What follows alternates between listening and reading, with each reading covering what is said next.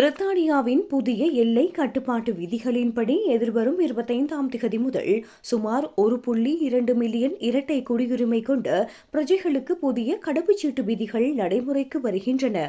இதுவரை காலம் பிரித்தானிய குடியுரிமையுடன் மற்றொரு நாட்டின் கடவுச்சீட்டையும், அதாவது ஆஸ்திரேலியா, கனடா அல்லது ஐரோப்பிய நாடுகளின் கடவுச்சீட்டு வைத்திருப்பவர்கள் தமது வெளிநாட்டு கடவுச்சீட்டை பயன்படுத்தி பிரித்தானியாவுக்குள் நுழைய முடிந்தது.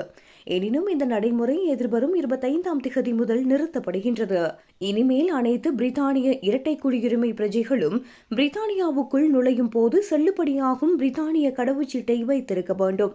உங்களிடம் பிரித்தானிய கடவுச்சீட்டு இல்லை என்றால் உங்கள் வெளிநாட்டு கடவுச்சீட்டில் சர்டிபிகேட் டு என்டைட்டில்மெண்ட் எனப்படும் உரிமையாளர் சான்றிதழை பெற்றிருக்க வேண்டும்.